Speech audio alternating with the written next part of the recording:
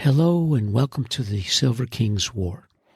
I'm Michael Sievers, the writer, producer, and creator of this podcast series about my father's Second World War as a B-26 bombardier. Today we continue in the play, The Sievers, part of the trilogy of plays called The Silverfields of Northbrook. This is Scene 3, entitled The Standard Club. It's early June, 1959. Shirley Silverfield's older brother, Norman Gordon, lived along Chicago's North Lakefront with his wife Jane and their daughters Joan, Judy, and Jill. Norman was an executive with Clonic Steel, a specialty producer of reinforcement bars that was owned by his father-in-law, Abe Clonic. The Gordons lived a prosperous life, spacious apartments, large cars, and club memberships. For summer days of golf and swimming, it was Bryn Mawr Country Club in Lincolnwood. Throughout the year, regardless of the season, there was the Standard Club in the heart of downtown Chicago. A classic sports residential tower, it was the Jewish community's answer to the exclusionary WASP city clubs. Imagine an ocean liner on edge. It hosted the extended Silverfields and Gordons for the rehearsal dinner before Stanley married Shirley on June 19, 1946. During the Northbrook years, Norman invited his nephews, Michael, and his close but not cousin, Scott Fleischman, the son of Jane's sister Shirley, to the Standard Club's father and son baseball night. Always a Friday night in early June, this became a memorable night for the up-and-coming hardball progeny. Michael, 11, was 4 years into his Northbrook Little League career as a left-handed pitcher, outfielder, and first baseman. Michael and Scott loved sharing this night, which included Michael's weekend stay at the Fleischman's spacious third-floor apartment in a building owned by Scott's grandfather, Abe Clonic. Abe and Rose Clonic lived on the first floor of 451 West Aldine. They had a spacious concrete terrace over a two-car garage. Rose made a legendary beet borscht, which Michael often poured over the wall when the adults were busy. Scott's mother, Shirley, made Michael feel at home with her usual tirades at these up-and-coming hardballers. The Standard Club's festivities in the main ballroom began at 5 p.m. and included a baseball buffet, special guests, and a legendary raffle where every kid went home with a ball, bat, glove, or White Sox hat and jacket. Then it was time to load large Land Cruiser buses for a police escort ride through every stoplight between the Loop and Comiskey Park. The Yankees were in town. These were the years of Mantle, Maris, Ford, and Berra, the Bronx Bombers. Their opponent, the South Side's Pale Hose, were playing well and would win the American League title behind Billy Pierce, Nellie Fox, and the remarkable Cuban Comet, Minnie Minoso. Another lefty, Sandy Koufax, pitched for the Los Angeles Dodgers, who beat the White Sox in a 5-game World Series that fall. As the scene opens, Michael steps under a single light to read his letter to the Stearns, and he begins, "Dear Aunt Lucille and Uncle Lester, I am really excited. The Standard Club's father and son's baseball night is this week. I can hardly sleep. This is my 3rd time at the club. As you remember, Mom's brother, Uncle Norman, takes me and Scott Fleischman, his nephews, as his sons for that night. It's a great evening. Last year I won a new bat in the raffle. Fried chicken, baseball gear, police escort ride to Comiskey Park to see the Pale Hose and the Yankees. What a wonderful scene, an amazing evening.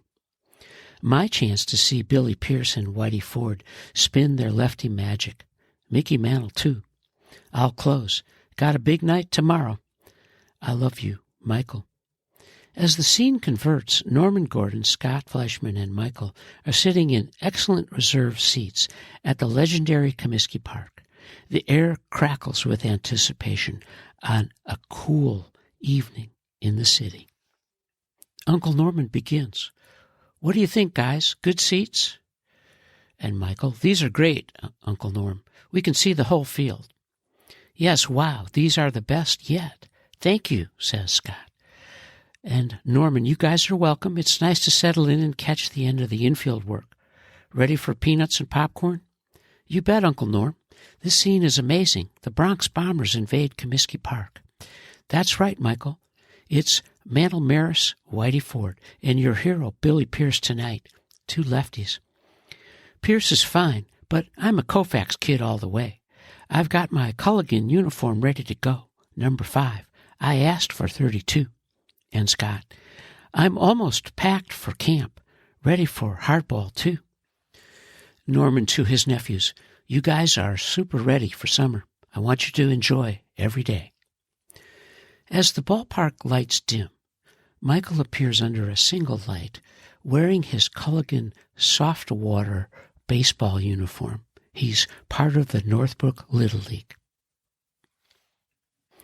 Michael will read from a July 2021 issue of Sports Illustrated, and an article written by Alex Prewitt entitled Mickey Mantle, Chairman of the Cardboard.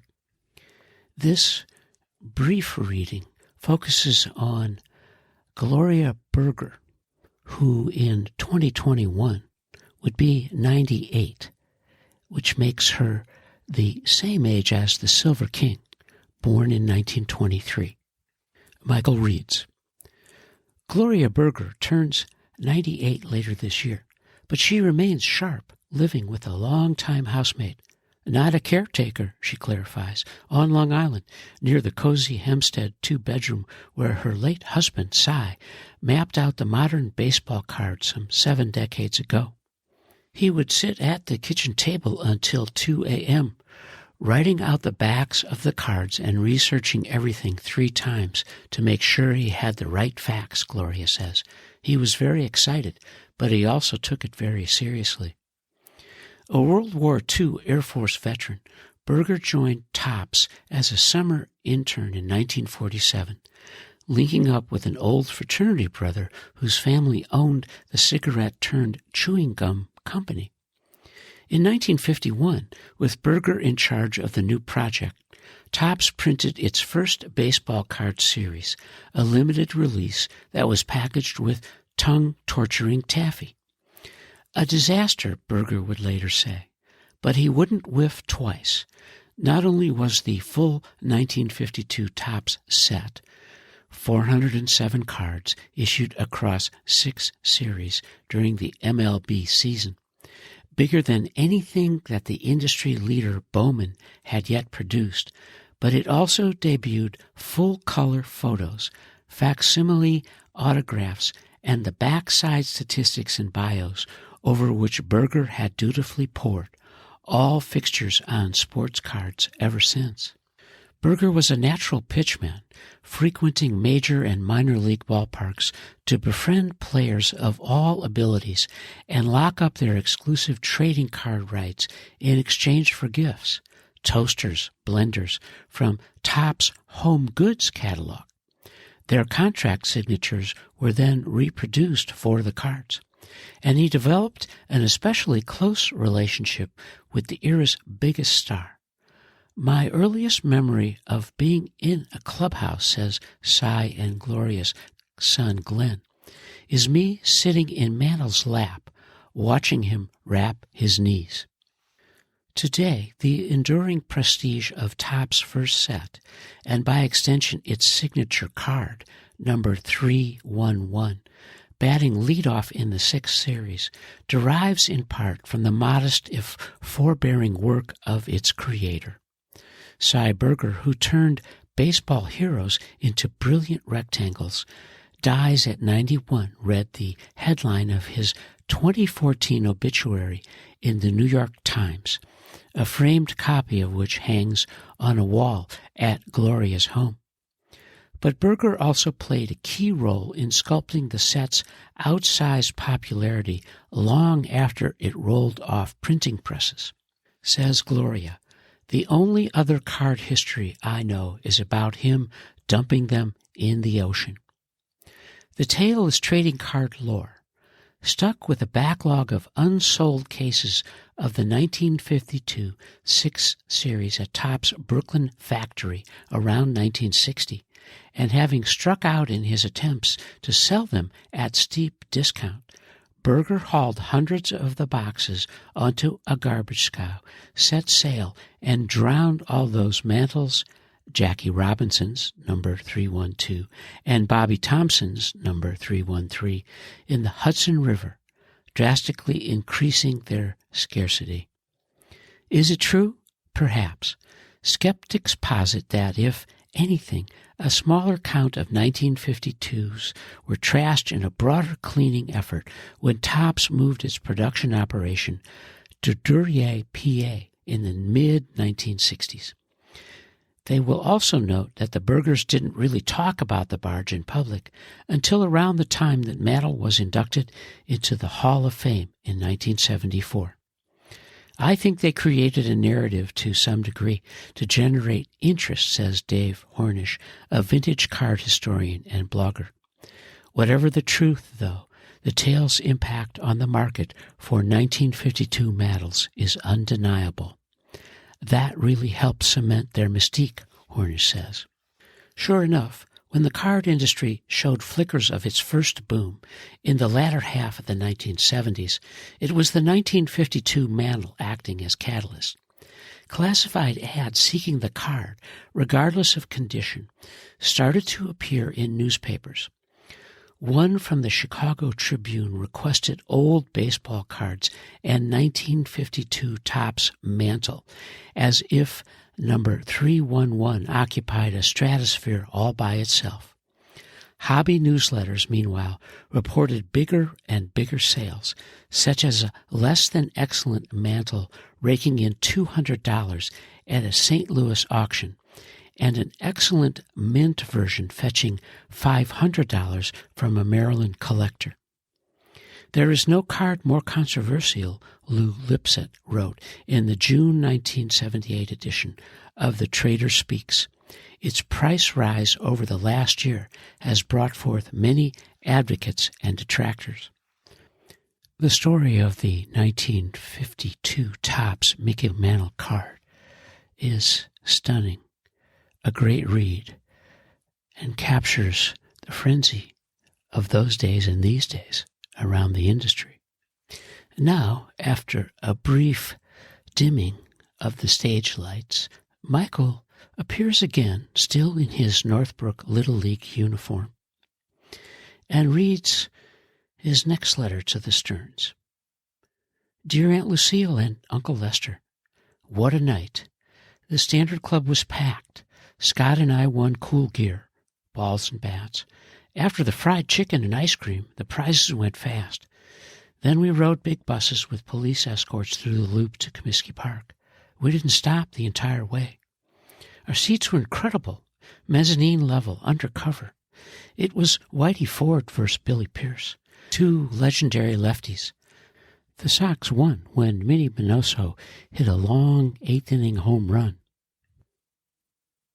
Scott and I got to the Fleischmans around midnight. I'll never forget this Friday night. The Bronx Bombers, Mantle, Maris, Barrow, wow. Hope to see you soon. I love you and miss you, Michael. As the scene ends, the lights go down, and no one knows what irony awaits the Silverfields. The following summer, after baseball, beach trips, and barbecues, the curtain lowers on the Northbrook years. The Silverfields will become the Sievers in October 1960. Michael, the lonely liberal in his Teddy Roosevelt's 7th grade social studies class, took the presidential oath on January 20th, 1961, after JFK won the White House over Richard Nixon, 1 month after the family arrived in Rockford. Almost 3 years later, in November 1963, Michael, a high school sophomore, sat in his afternoon geometry class at Guilford High School when the intercom relayed the news of JFK's assassination. Now, in November of 2023, 60 years after that tragic day, I want to share a story about my connection to Roy Sievers. 20 years ago, after a splendid round of golf at the famed Pasa Tiempo Golf Club in Santa Cruz, California, which was designed by Alistair Mackenzie, two dear friends, Paul Dupay and Kevin O'Donnell, joined me for a post-round cocktail. We were sitting on the terrace at the club, reviewing our rounds, discussing our many errors and a few successful shots, when Paul Dupay went to the trunk of his car and pulled out a box.